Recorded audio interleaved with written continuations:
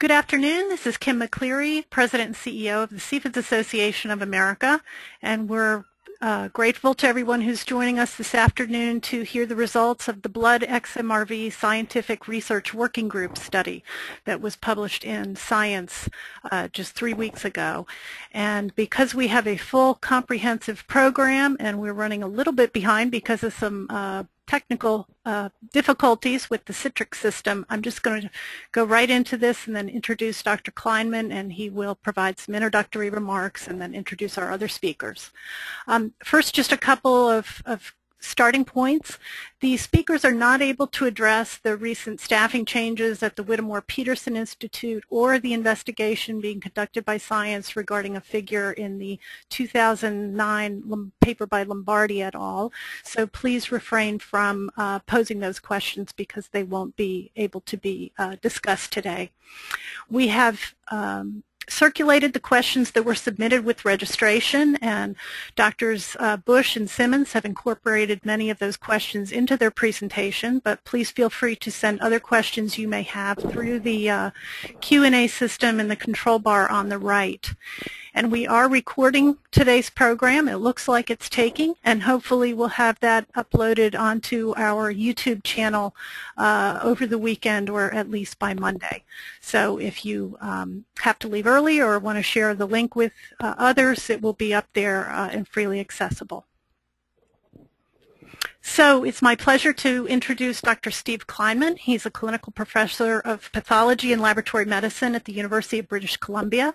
He's also a senior medical advisor to the American Association of Blood Banks, otherwise known as AABB, that is been very involved in the XMRV issue from the very beginning.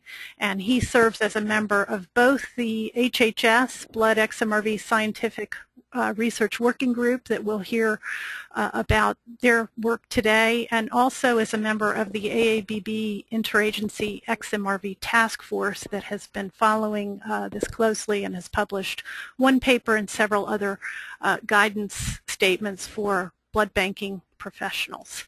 So, Dr. Kleinman, thanks for moderating today's program, and I'll let you take it away. Yeah, thank you, Kim, and welcome to everybody who's participating today.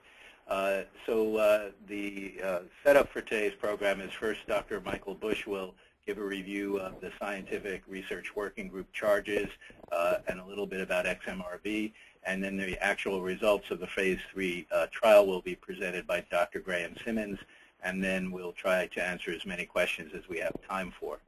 So the next slide is a bit of introduction about our two speakers. The first, Dr. Busch, who's director of the Blood Systems Research Institute in San Francisco, California, also on the faculty of UC San Francisco.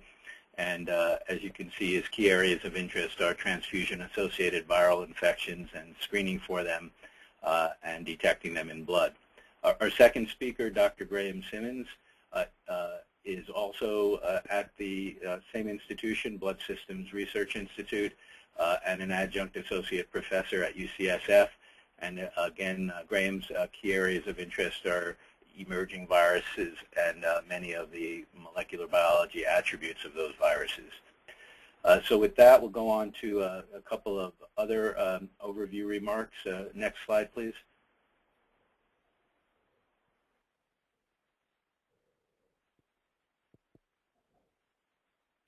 So while we're waiting for the next slide, just to put this into the Scientific Research Working Group into a bit of context, obviously the interest was sparked by the first citation listed above by Lombardi et al., identifying XMRV in the blood cells of patients with chronic fatigue syndrome.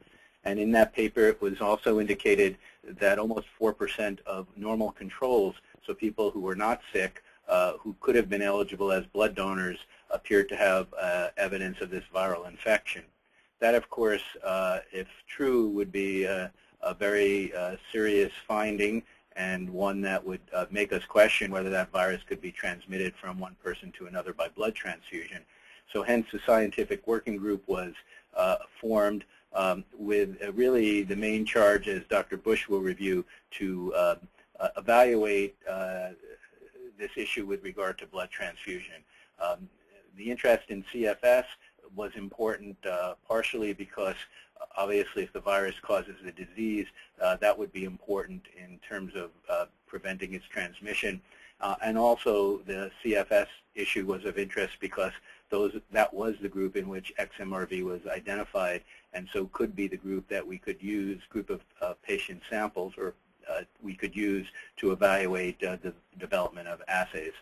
And then as the group was formed, later on there was a second paper by Dr. Lowe et al. Showing that they could find not XMRV but a MLV-related virus gene sequence also in healthy blood donors at about the same percent, maybe even a little bit higher. So this sparked continuing efforts by the group to evaluate transfusion safety. And if we can go to the next slide, Kim, we'll see the two publications that have come out of this group. The first one, which we presented on a webinar some time ago, was the overview of the group. And the second publication is the one that came out 3 weeks ago and is what Dr. Graham Simmons will address in detail. So with that basic introduction, I'll turn it over to Dr. Busch, who will go a little bit more into the structure of the group and its purpose. Thank you, Steve. So the working group, as Steve indicated, formed shortly after the Lombardi et al. Science paper was published, and the goal of this group was to design and coordinate studies to evaluate whether XMRV or subsequent related viruses that were described by Lowe et al., the general group of gamma retroviruses, pose a threat to the blood supply, both in the U.S. and internationally.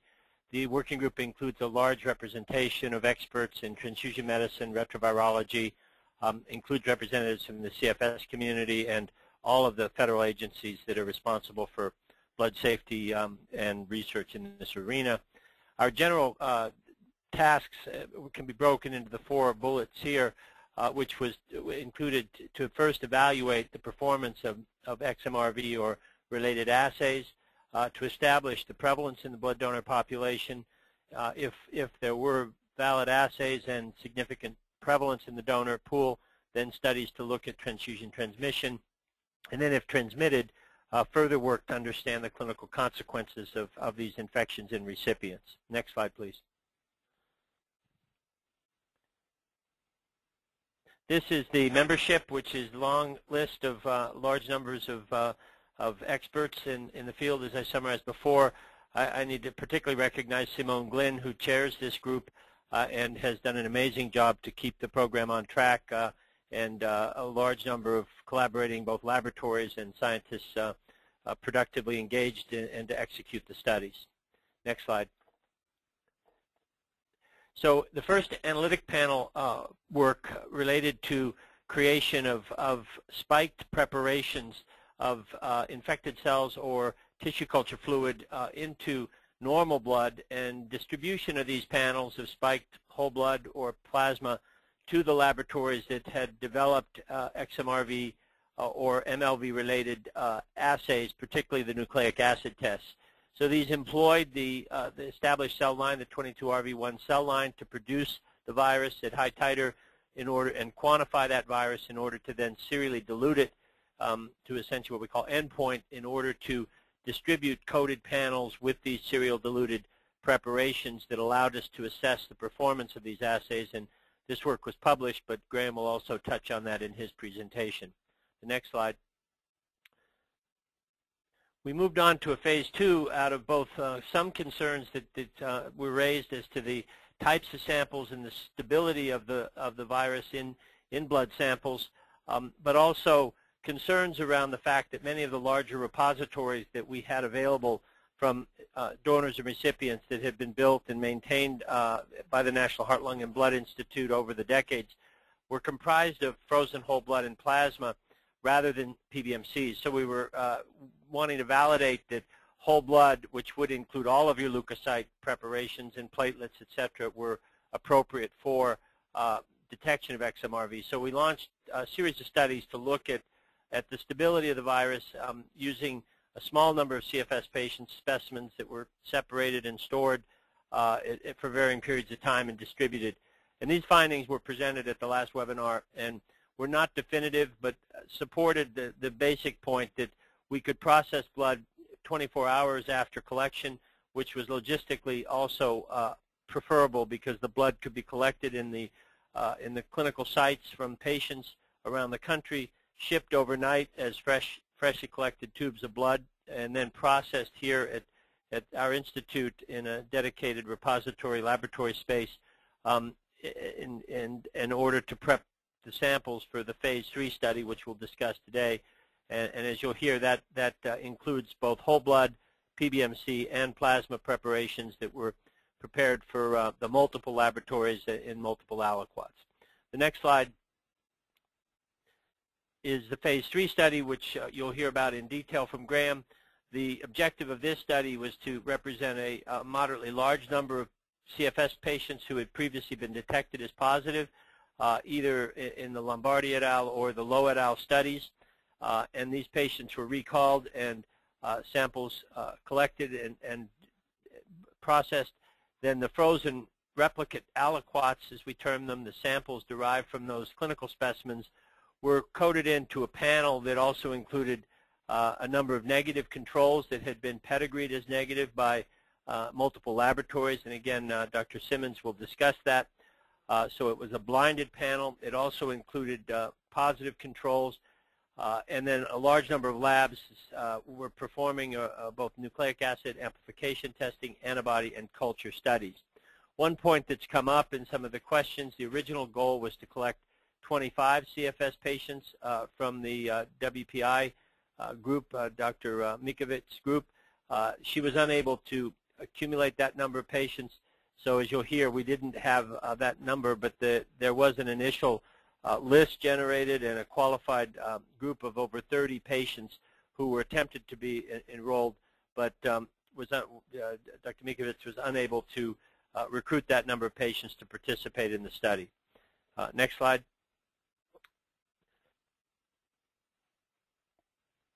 This is a, oops, go back please. This is a timeline of the work, and I just want to make a few points.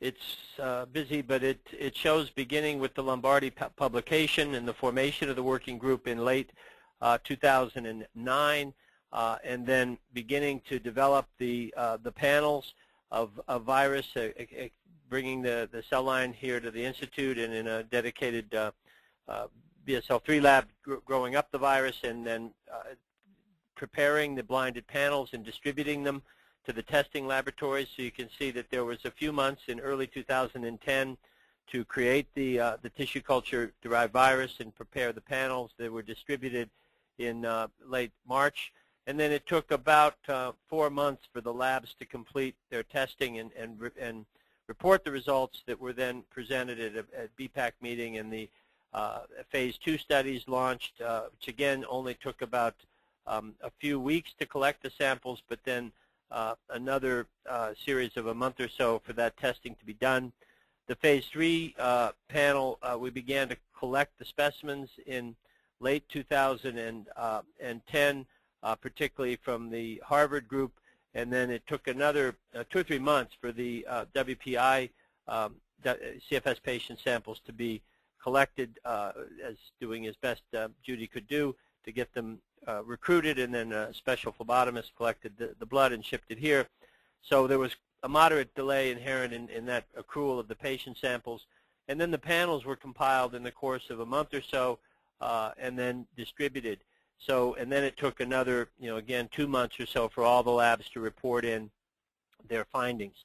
And as soon as those findings were available and the data compiled, I think very rapidly we were able to conduct the analysis, share the data with the group, and then develop the publication, which was recently published in Science. So I just wanted to give the group, as the participants in the webinar, a sense of the scope and the time, and sort of an explanation of why it took nearly 2 years to accomplish what Graham will present to you today.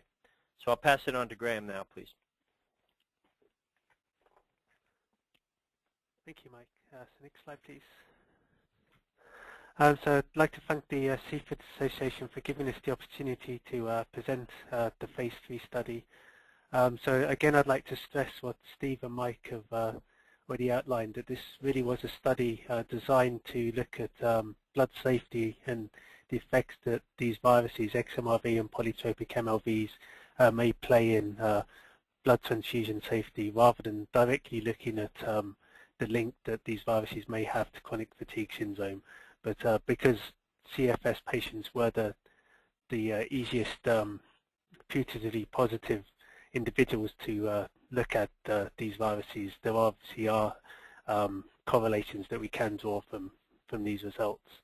So the study design was to look at the ability of 9 participating laboratories to detect XMRV and polytropic MLVs in blood from clinical XMRV, PMLV positive cases and validated negative controls. 7 laboratories ran a total of 11 nucleic acid amplification tests, or NAT assays.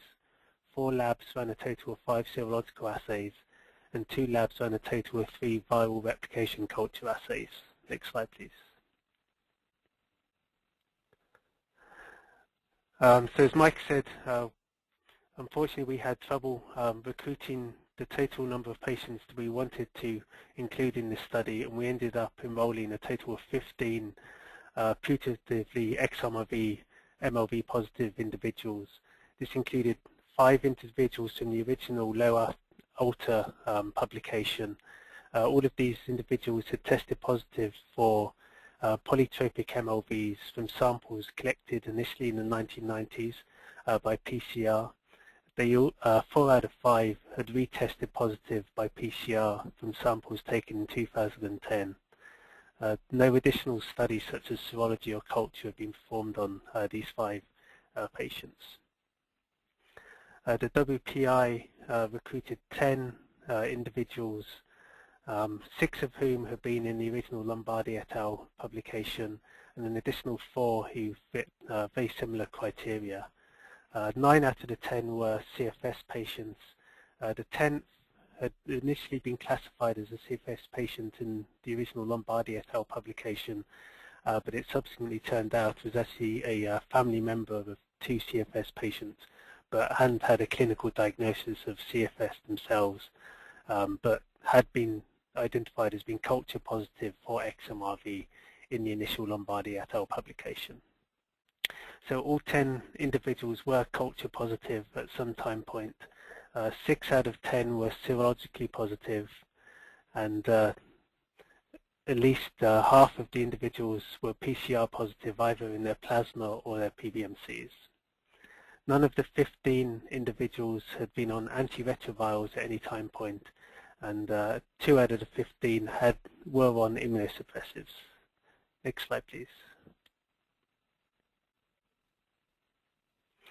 We recruited an equal number of negative controls. This included 3 laboratory controls and 12 healthy blood donors.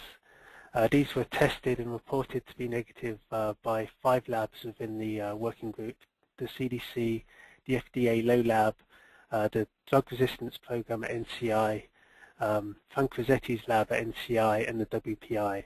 And they used PCR, serology, and culture assays to firmly validate these controls as being negative, and the working group came to a unanimous conclusion. These were indeed negative, validated negative controls. Next slide, please. So as Mike said, the clinical samples were drawn by independent phlebotomists at the patients' homes using kits distributed by BSRI, which included EDTA collection tubes, which have been validated to be XMRV and mouse DNA negative by 2 of the laboratories involved. The samples were then overnight shipped to BSRI and processed into PBMCs, whole blood and plasma. Next slide, please. We also included spiked controls in the study in order to make sure that for the nucleic acid testing and for the viral culture assays that there were at least some positives in the panels which are distributed to the laboratories. And to do this, out of necessity, we used XMRV chronically infected cells, the 22RV1 cell line, as this is the only positive virus that is available to use, and all virus supernatant from these cell lines. As Mike said, these were prepared in a separate facility in order to prevent cross-contamination to the clinical samples. So all the samples were aliquoted into coded tubes and sorted into 15 different panels, which were then distributed to the 9 laboratories involved for testing in a fully blinded fashion. Next slide. So the 9 laboratories were allowed to use their own extraction methods and their own detection assays, which were fully of their own choosing and design, and as we described in the previous webinar, were fully optimized and tested for sensitivity and specificity. So I'd like to stress again at this point, particularly for the nucleic acid testing, that while initially the mission of the working group was to look specifically at XMRV due to the publication of Lombardi et al. Once we became aware of the publication from the low-alter group, which really broadened the mission to include polytropic MLVs and other gamma retroviruses, all of the groups involved really stopped focusing just on XMRV and adapted their assays and optimized the assays to look at the broad range of MLV family rather than just focusing on XMRV. So, for example, Albert Molecular included 2 assays in their testing, a polymerase assay which was fairly XMRV specific, but also an envelope assay which had a broad range of detectability for xenotropic and polytropic MLVs. Similarly, the CDC provided 3 assays for protease, polymerase and GAG, all of which were able to detect the broad range of MLV family members. Both FDA labs from Indira Hewlett and Shai-Ching Lo used the GAG primers which were described in the low-alter paper that were used to amplify the polytropic MLVs which they detected in CFS patients. GenProbe provided an assay which included 2 targets within a single assay, looking at both LTR and GAG. The DRP lab at NCI had an assay that detected the 5' untranslated region of GAG, and this was a somewhat unique assay in that it amplified the broad range of MLVs, but then used a specific probe that was able to differentiate between broad MLVs and specifically XMRV. And then finally the WPI lab again used primers to GAG, which amplified the broad range of MLVs. We initially recruited 3 labs to provide viral culture assays. The FDA Hewlett lab provided 2 different assays, while NCI, Rossetti and WPI provided the same 2 virus culture assays that were ran in Lombardi et al. While 4 labs provided serological detection assays. Abbott Diagnostics provided 2 chemiluminescent immunoassays. CDC provided a Western blot assay, and NCI, Rossetti and WPI ran the flow cytometry assay, again that was ran in Lombardi et al. Next slide, please.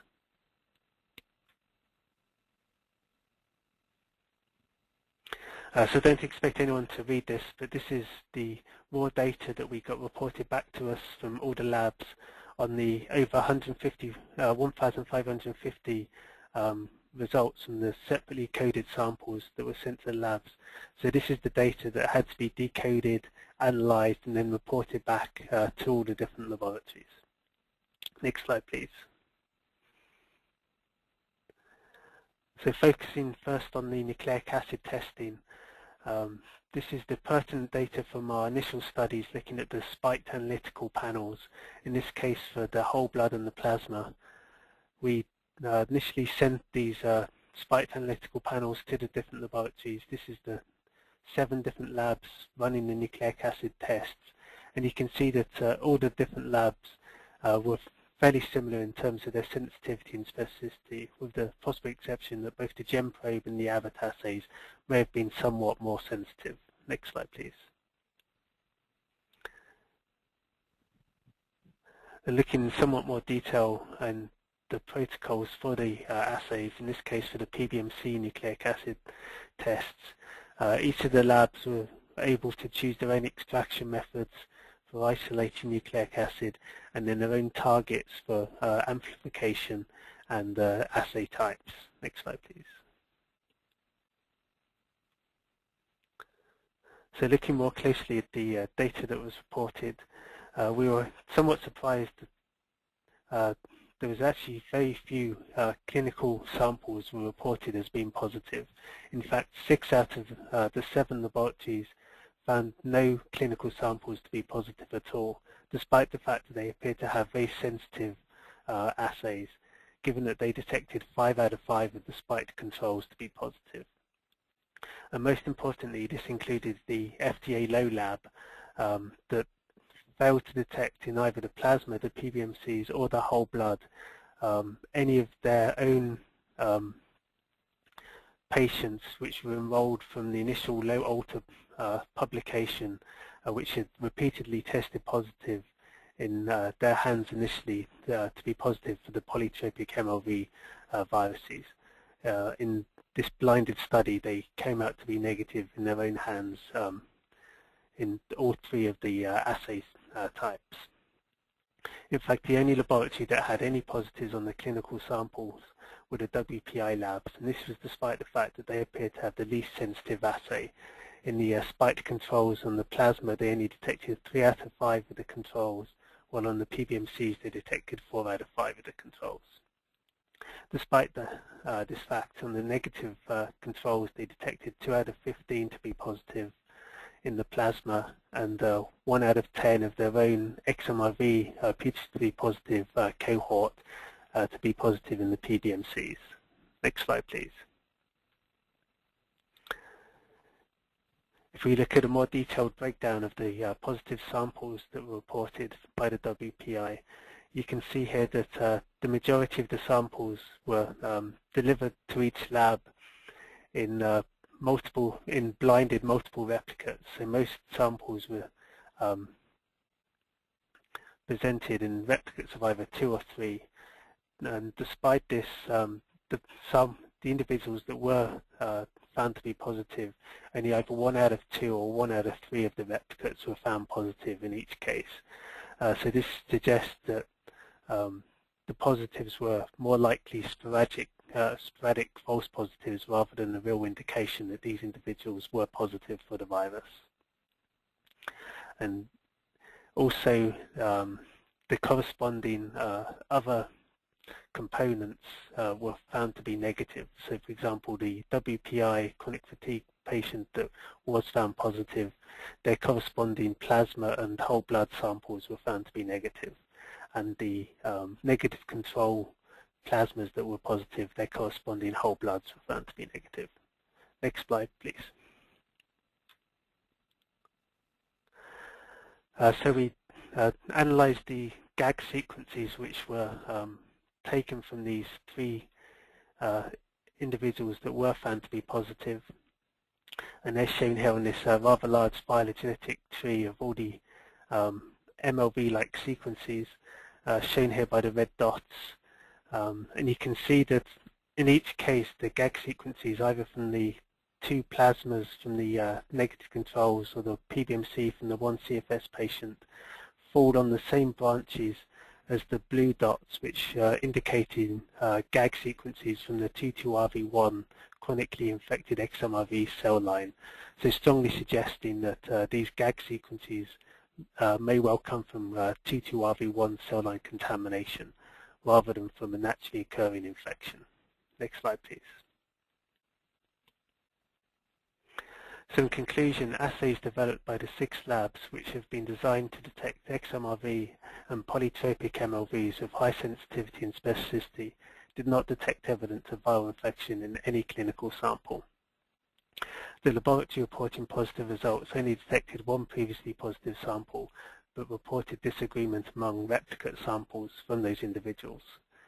The laboratory reporting positive results reported similar rates of reactivity among XMRV and PMLV cohort subjects and validated negative control donor samples. Next slide, please. So moving on to the virus culture assays. Initially we had 3 labs performing virus culture. Unfortunately, the WPI laboratory experienced mycoplasma contamination of their LNCAP target cell line and therefore could not report results. We did not have any backup plasma samples in order to send to them to repeat these experiments. Fortunately, the NCI Rossetti lab was also part of the initial Lombardi et al. Publication and had performed virus culture assays in that initial publication using very similar methods to the WPI laboratory, and they performed culture assays in our study. In addition to that, the FDA Hewlett laboratory was trained in both the WPI and the NCI Rossetti laboratories in their virus culture techniques in order to standardize these assays. And they performed both the LNCAP cell standard assay as well as a second Dersi cell indicator cell line assay in these studies. Next slide, please. So in our study, the FDA Hewlett lab did not detect any signs of replication-competent virus in any of the clinical samples, either the negative controls or the putatively virus-positive subjects, despite the fact that they could detect 5 out of 5 of the spiked controls. In contrast to this, the NCI Rossetti lab did detect a relatively large number of samples to be virus replication positive. However, the percentage of the negative controls found positive was actually higher than the putatively XMRV, PMRV positive subjects, with 40% negative controls positive compared to 20% XMRV positive subjects. Next slide, please. However, this was not statistically significant, as shown by the p-value here in the right-hand-most column. A p-value of 0.42 suggests that this wasn't statistically significant. Next slide, please. So in conclusion, 2 assays performed by 1 laboratory did not detect evidence of infectious virus in any clinical sample.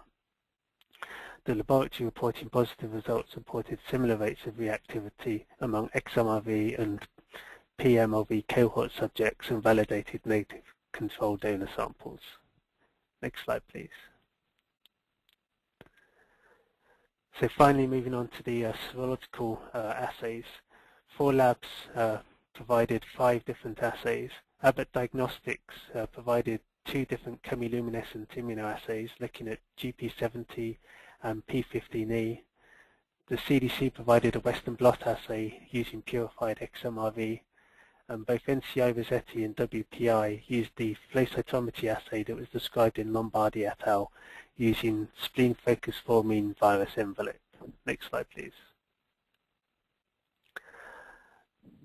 Neither Abbott Diagnostics or CDC detected any evidence of a serological response in any of the samples, either the negative controls or the putatively XMRV, PMLV positive subjects. However, both NCI Rossetti and WPI did detect a relatively widespread response. However, it was relatively evenly distributed over the negative controls and the positive subjects. Next slide, please. And that's shown in more detail here on this table of the positive results. If we concentrate first on the NCI Rossetti column on the right-hand side, again, you can see that all the samples were delivered in replicates of either 2 or 3. Despite this, no individual was found to be positive in more than 1 replicate by the NCI Rossetti lab, suggesting that there was really no reproducibility in their assay in terms of being able to detect an individual as being positive. The WPI lab shown in the middle column was slightly better in this regard. There are a few individuals where 2 out of 2 or 3 out of 3 replicates were found to be positive, but even so, a number of the individuals were found, only 1 out of 2 or 1 out of 3 were found to be positive. A second thing to focus on, particularly for the WPI cohort, is the fact that despite the fact that these two laboratories are running identical assays, there's almost no correlation between which individual these two labs find to be positive. Next slide, please. And that's emphasized by, in the right-handmost column, this statistic called the kappa analysis, which looks at the level of agreement between the results reported by the two laboratories. The overall kappa value for all subjects is a value of 0.01, suggesting there's virtually no agreement between the results reported by these two labs in the serological results. Likewise, when we look at the statistical correlation reported by the labs, looking at combined negative controls versus combined putative XMRV, MLV positive subjects, there's no statistical correlation, either positive or negative, for either of the labs, with NCI Rossetti having a p-value of over 0.4 and WPI having a p-value of over 0.27. Next slide, please. So in conclusion, two labs did not detect evidence of a serological response in any clinical sample, while the two labs that did report positive results had disagreement among replicate samples and between these two labs themselves, despite running the identical assay. And positive results were at similar rates of reactivity among XMRV, MLV positive subjects and validated negatives. Next slide, please.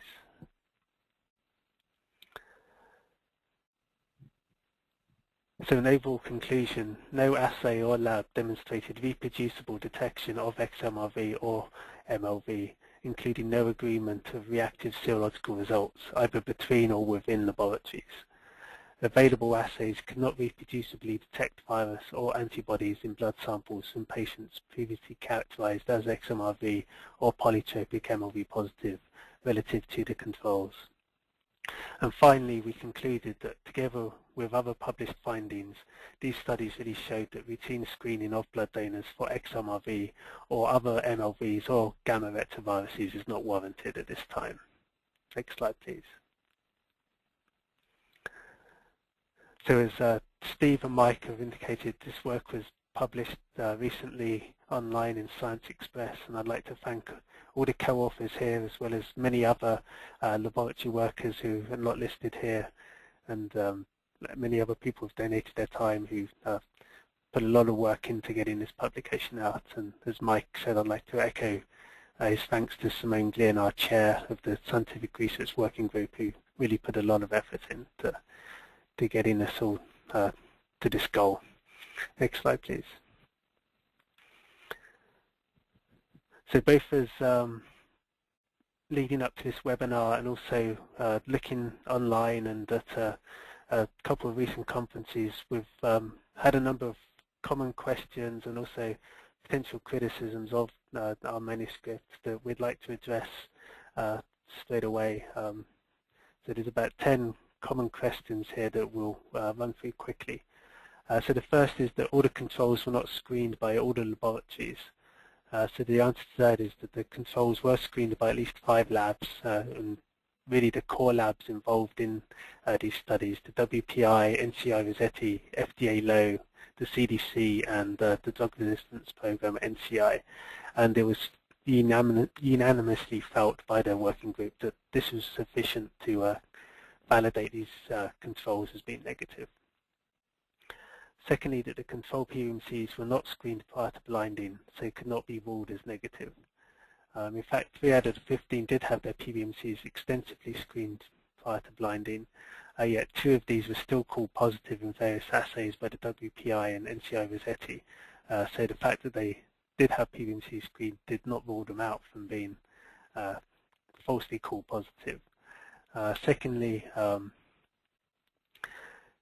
the other 12 were validated using whole blood, which in the Low Alter publication was shown to be a valid alternative to using PBMCs. Thirdly, no cryopreservative was used for storage of PBMCs, which would prevent assays from working, and no triazole was used. So due to the short-term nature of the study, which Mike showed in the timeline, there was a fairly short window between collection of the samples and distribution to the laboratories. it was felt by the working group that preservatives were not required for PBMC cryopreservation. And as the low alter study demonstrated, sequences in PBMCs that have been stored for at least 15 years in the absence of preservatives have been detected.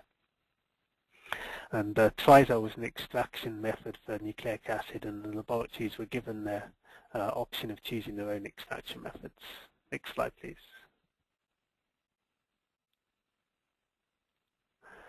So the length of time allotted for serology and culture assays was massively reduced, so that the WPI or NCI Rossetti assays were not performed as desired. This isn't true. The laboratories were allowed as much time as required to perform the desired assays. If the lab had required more time, they'd have been given it, and as far as we understand, the culture and serological assays were performed to the laboratory specifications, and they didn't require any extra time to report those results. The WPI was not given the opportunity to complete virus culture assays. As I described in the presentation, the WPI encountered mycoplasma contamination of their target cell population, and they used the plasma samples without being able to report results. This was obviously very unfortunate, but out of our hands, and there was no further stocks left to perform repeat cultures with. And it was deemed by both the WPI and the working group that performing the studies on free-stored material would be invalid, as there's obvious potential for degradation of any virus in the plasma stocks in that event. Samples and collection tubes were handled in the same laboratory as T2RV1 cells used despite the analytical controls. As we stated in the paper, and as I've just stated in this presentation, T2RV1 cells were handled in a separate facility to where all the other activities were performed. And the fact that only one laboratory detected PCR and virus culture positives in the clinical samples really supports the fact that T2RV1 contamination did not occur at the central laboratory, and it'd really be up to the individual testing laboratories that did have positives to describe whether they had cross-contamination during their processing events. Next slide, please. So patients were on additional therapies that would produce false negatives. So it's not clear in what assay people think that the false negatives may occur, whether that was the PCR assays or virus culture. But the low alter patients were not on any additional treatment, so we know for a fact that those 5 patients were not affected. It's also unclear what additional treatments patients were on at the time of the original Lombardi et al. Publication, where we know at least 70% plus of the CFS patients were putatively virus positive. There's also no published evidence that these additional treatments would have a positive or negative effect on detection of any virus. The FDA lab used the wrong assay from the original low alter publication, where they used 2 different primer sets, and instead used the one that could not detect positives. So all the labs were allowed to choose their own assay and use their own criteria to decide which assays to use. But it's clear looking back at the initial low alter publication that both primer sets described in their assay are equally capable of amplifying diverse polytropic MLVs. So it's not obvious that one would be better than the other for detecting positives. And in most cases, independent labs who've assayed the different primer sets choose that primer set that low alter decided to use in our study to use for their amplification. And for example, that's also the same primer set that the WPI decided to use in this study. The NCI did not do PCR and could not use their clinically validated serology and culture assays. Presumably this means NCI Rossetti, as the DRP lab at NCI did participate in the PCR studies. So Frank Rossetti felt that he was not sufficiently experienced at PCR to participate in the PCR side of this study. However, they did perform their serology and culture assays in this study, just as they performed them in Lombardi et al. Next slide, please. So finally, all of the working group labs optimized their assays to VP62, which is the molecular clone originally identified by Bob Silverman from prostate cancer. VP62 does not exist in nature, and Lombardi et al. Is now known to have discovered HDRVs, which is human gamma retroviruses. And also, does your study include HDRVs, or how do HDRVs relate to XMRV? So as I demonstrated in a previous slide, although the study was initiated after Lombardi et al., which exclusively described XMRV, as soon as we were made aware of the Lowe et al. Publication, the mission of the study in the working group was really broadened to include all MLV-like viruses, and almost all of the assays included in this study were optimized against and tested against a broad range of MLVs, not just XMRV. So we're pretty confident we can detect the whole family of MLVs, not just XMRV. And that's fairly obvious in the fact that Lowe et al. Himself and also 2 other labs involved in the study used the same primer sets which were used to detect the polytropic MLVs were used in this study. And obviously, for doing the actual optimization and the sensitivity, the only virus that's available to use is XMRV or VP62 itself, as there's no, we've demonstrated here ourselves that there's no independently validated clinically positive sample, and so we can really declare that there's no such thing as a human gamma retrovirus at this time. So I think I'll turn it back over to Steve now so we can go over any additional questions. Okay, thanks Mike, and thanks Graham. So we have a few questions that have come in, and I'll try to address these to the appropriate speaker in the next 10 minutes or so. One question is how to explain the positive culture results from the laboratory NCI Russetti, if in fact these shouldn't have been positive. Graham, do you want to answer that? So we're still trying to clear that up somewhat, but Frank has expressed the opinion that he believes there was some cross-contamination that occurred from the spike controls which were included in the study. So exactly where in his processing of those samples that may have occurred, we don't know. But either during his passaging of the virus in the cells or at some other point during his assaying of these samples, that there may have been contamination of the sample set, and that may have introduced the virus into all of the cultures that became positive.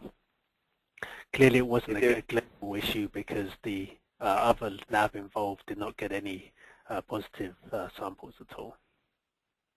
Yeah. Now there seems to be a bit of confusion about the culture results from WPI, and I think I can clear it up. When Graham mentioned contamination, it's not contamination by a XMRV or MLV-like virus, but the cell line that is used to determine whether the virus grows was itself contaminated by an organism called mycoplasma, which can happen in laboratories. And Graham, do you want to comment any further on that? Only it was an unfortunate incident that probably occurred before they had even initiated these studies, and so yeah, it was nothing directly due to passage in our samples, so it was just an unfortunate incident. Okay, so we have a more general question here, which is, given these findings, how do they impact on the current policies about blood donation for persons who have had CFS and currently feel well? And I'll answer that question. And that is, there was a recommendation made over a year ago that by AABB and also by the CFIDS Foundation, that CFIDS group, that individuals who have had CFS in the past should not donate blood. Now, obviously, we now think that there is no very clear, no evidence for association of XMRV with CFS, but it is possible that there could be other viruses implicated in CFS. So there are some ongoing studies to look at this, and in the meantime, the groups that make recommendations are sticking with the interim policy, but of recommending against blood donation, but are still open to looking at newer information and to reevaluating the current information. So while that policy could conceivably change in the future, for now the recommendation stands that persons should not donate. Another general question is a little bit more general than what was covered here. Is there any information about whether the findings of XMRV in prostate cancer are substantiated or also could represent contamination, as has been shown at least for some of the findings in CFS? Mike or Graham, would you like to take a crack at that?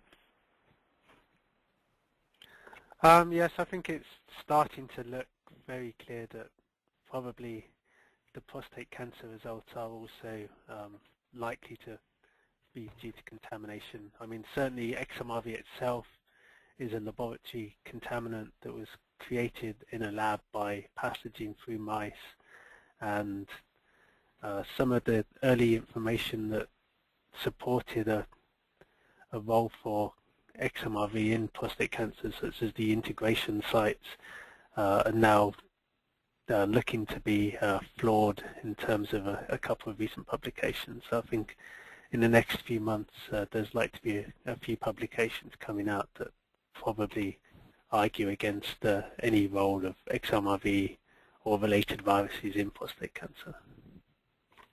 And we have a question for Dr. Busch. Have there been any studies on whether blood donation by persons who have CFS or prostate cancer has actually transmitted either of these conditions?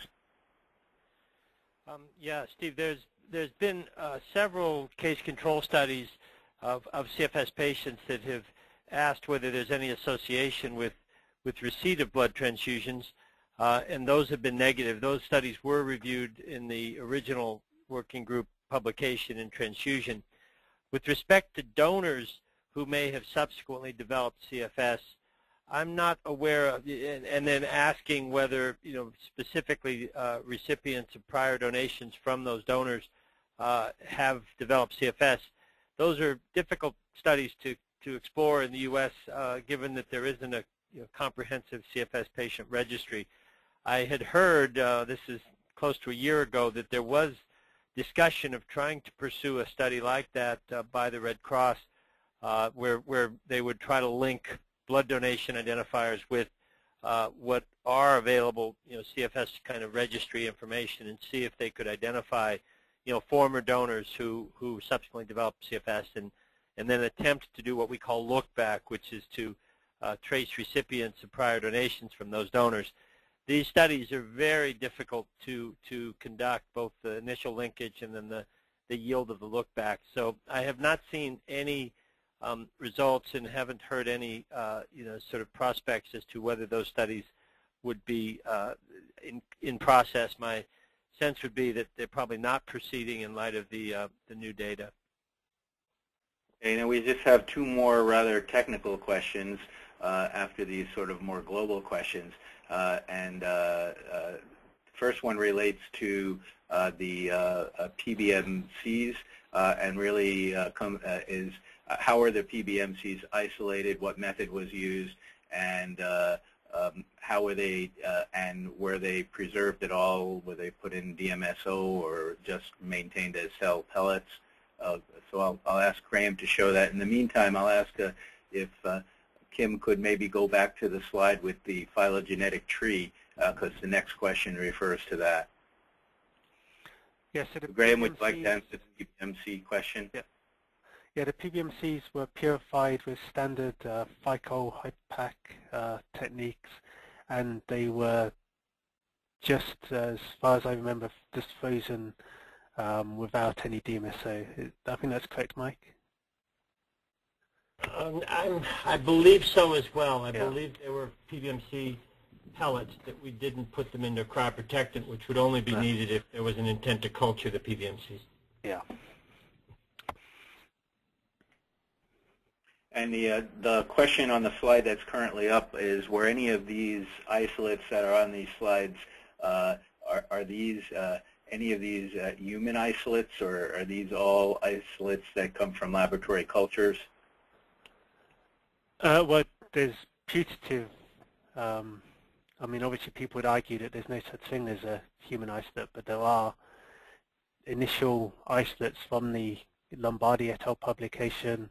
There's other prostate cancer isolates on here, and then there's also the Low et al. Publication isolates also on this tree at the top of the tree. Okay, thanks. And one other question about results here. In the analysis of concordancy between the labs, one thing that wasn't shown was there any concordance between the culture positive samples in the NCI Russetti lab and their serology results on those same samples? In other words, did the culture positive samples turn out to be serology positive as well, or have we looked at that? There was very little correlation. I don't think we have a slide that really shows that available right now, but yeah, there was almost no correlation between the culture, the nucleic acid, or the serological results. All right, so that analysis was done, an analysis of correlations, and there was no significant correlation. Right. So although it's not indicated on the slide, although it wasn't shown here, that was looked for, and there was no really, well, there was no correlation found between culture positives and serological positives. I think that's what both Mike and Graham are saying. Yeah. Okay. Well, I think we've gone through all of the questions that were submitted during the panel discussion that are pertinent, and so I'll just turn it back over to. I want to thank Mike and Graham, especially Graham, for the very long and thorough presentation, and I will turn it back over to Kim for closing remarks.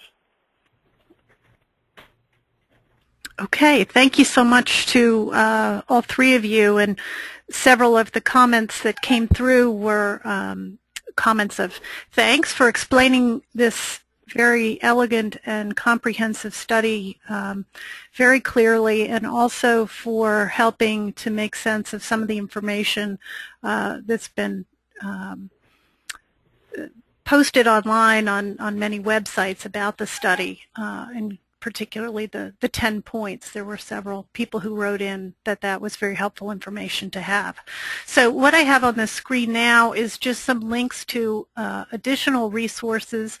Most of the people who registered for today's program indicated that they were keeping up with the XMRV story on either a daily or weekly basis, so some of you will not need further reference, but for those who might, these are some additional links, and we will forward an email to all of the participants and registrants from today with this information, as well as the link to where the webinar recording will be housed on our YouTube channel, and also the slides from today, so that you'll have access to those as well. And just thanks again to everyone who took part as participants, and our speakers, and Dr. Kleinman for moderating, and to the entire working group for the 2 years of work that this presentation actually represents. And so good wishes to everyone for a pleasant fall weekend, and we hope you'll join us again for another webinar in the series. Thanks so much.